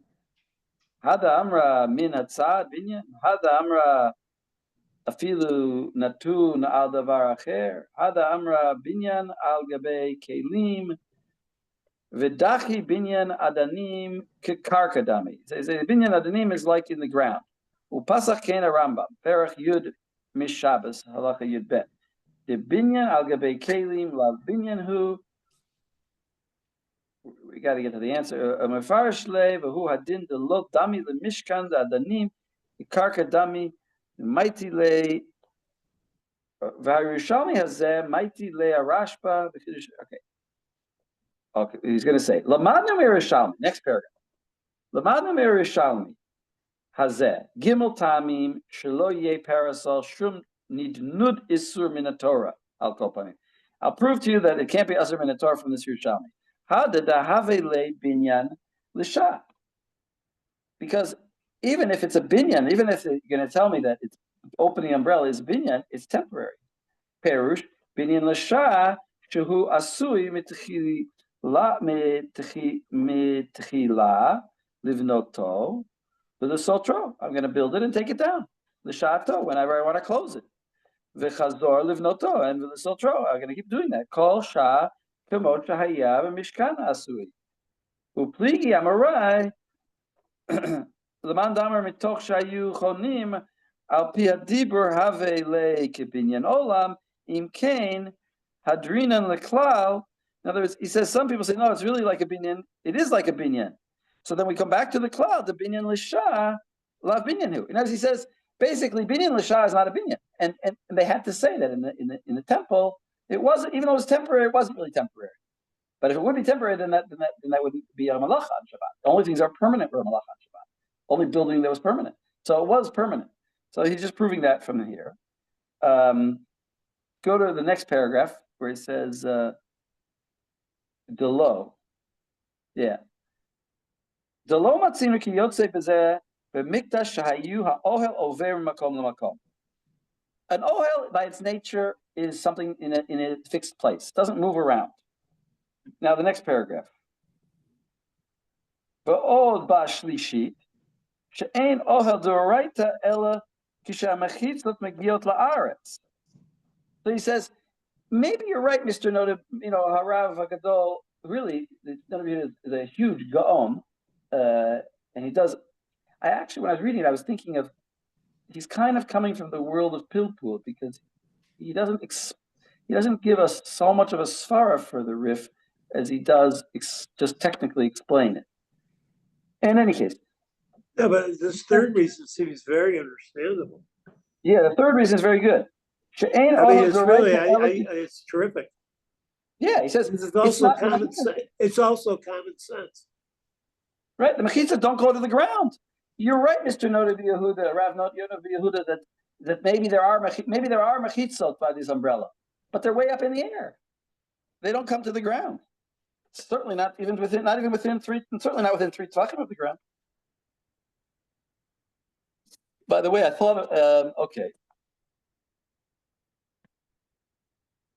Now I'll read the last paragraph. So you prove now that it's einu d'oraita. Im kain memela afilu isura d'Rabbanan leika.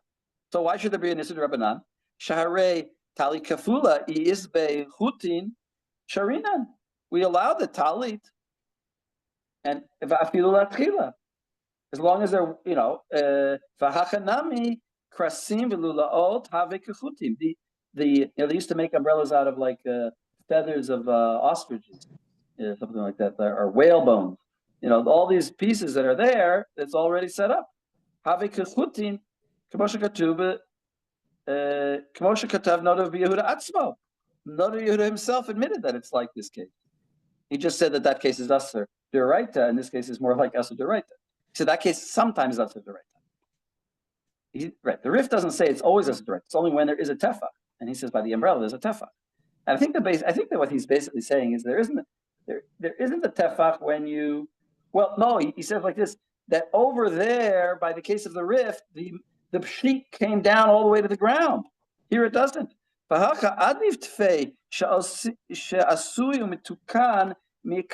built this way. It's built with these parts. It's not like you're throwing a sheet on top of a wire. It's not like the framework is built. The whole thing is built. It's like this bed that they made with covers on top of with a tent on top of the bed. Because it's built that way. I'm close to saying that even d'Rabbanan could be permitted. So certainly you could let a goy open it for you, and not to make a big fuss because of such a thing, because of the umbrella. If people are going to tell their goyim, and if somebody actually does it himself, no, maybe it's even a mutter. Okay.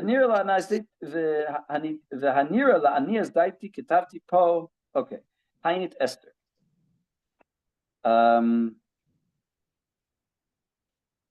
So the whole world is noheg to be machmir by umbrellas, despite this tshuva. It's a very famous tshuva. Everyone goes like the Noda BeYehuda, and not like the Chatam Sofer. Like I mentioned to you, the Chazon Ish permits opening it. He does permit opening an umbrella if it's stationary. So, like if you have by their poolside an umbrella, a large umbrella, he would permit that as long as it's stationary, doesn't move around, and it's already there from before Shabbat. Not because of I don't think it's because he relies on the Chatam Sofer, but it's because it's back to that chair case that we talked about. He's saying that the chair it's built that way, and opening it or closing it is permitted even if you need the space underneath it. Let me just steal one more minute and just look at this last tshuva of the Igros Moshe. B'davar limtoach ohel kavua ba'agalot hatino sha'chazon ish hetir.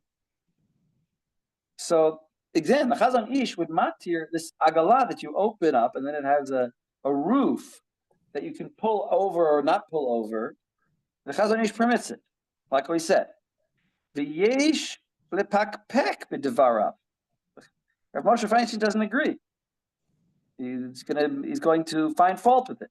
B'ma shecholkim ala Noda BeYehuda. Why is he arguing on the Noda BeYehuda? Ve'ein itutai lefi sha layen bezarbe. I don't really have much time to really fully express my psak. Lechen, but we have the Noda BeYehuda. V'lechen yesh la'achmir. So therefore, you should be machmir sheyaniach me'erev Shabbat sheyeh prusa me'at, that it should already be open a little bit, shiur tefach, at least a tefach. V'kesheyitztarech b'Shabbos, and when you need to open it more, yam techem legamre, you pull it all the way out. Sheyeh rak hosafat ohel arai shemuter kedumurani ken nogi, and that's how we behave. We set it up before. So Noda BeYehuda became the accepted halacha, really, as far as these umbrellas. And but we have this Chazon Ish, which is interesting, which gives us another side to be matir, but again, the Chazon Ish is I think is where it's part of a system. Why does he permit an umbrella that's in the ground and not a umbrella? And Chazon Ish does not permit an umbrella in general, because I think it's because it's not a system. It's not because you could walk around with it, and the walking around with it itself is an ohel, like the hat case.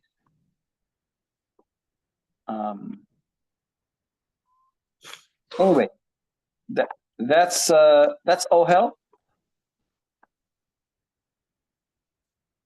You're all experts now. That's very good. Yes, fair. Yeah. I heard a funny heter that you didn't mention. I was wondering if there's anybody who says it, that like if you're gonna open it under something where you don't need it yet. Because like if there's a roof above you, imagine there's like an awning above you and you open your umbrella there. Well, we saw that. We saw that. We saw that if you open it when you don't need it, like kind of like the hat. You put on the hat when you don't need it. Yeah. But then the problem is that he said we saw in the Noda BeYehuda that even walking around with it is like moving and creating a new ohel every time. I had a different idea of a heter, which was you open the umbrella sideways, which is, in other words, then it's not an ohel, it's sideways. And then you walk with it sideways also? No, but we already saw that the Noda BeYehuda himself admitted that if it was already open, it would only be a problem of Marit Ayin, probably. I mean, he said, well, the Noda BeYehuda said was that it's for sure a problem of Marit Ayin if it's already open. And it might be a problem of this ohel this moving ohel.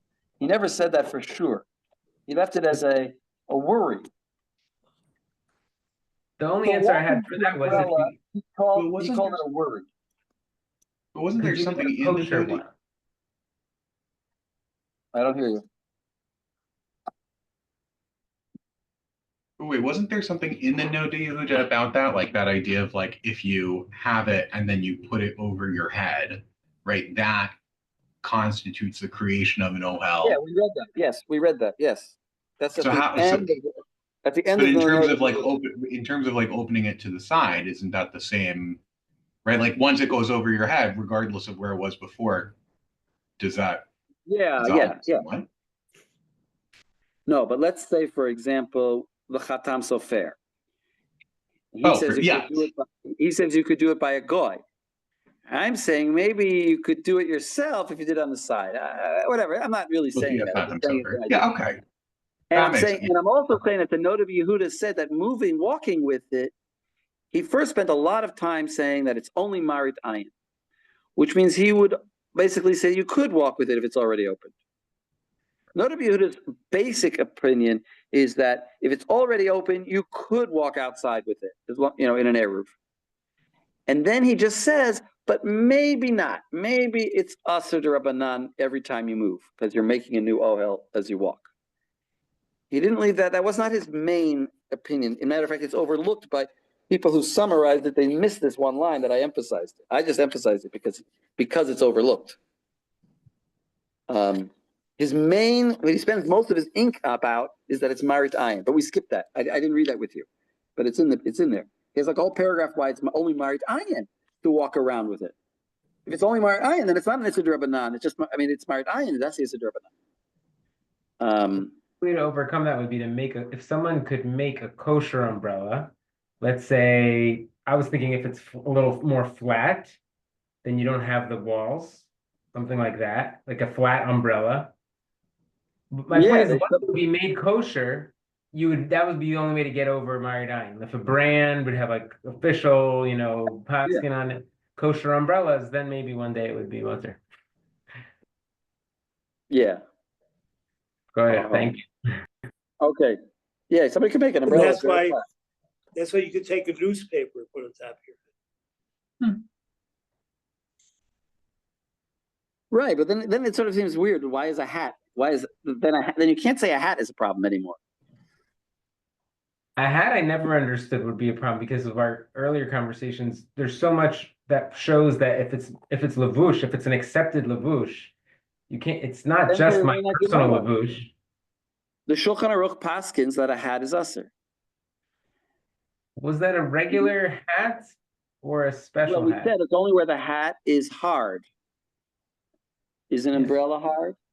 It's taut. It's taut. I don't know if taut is the same as hard.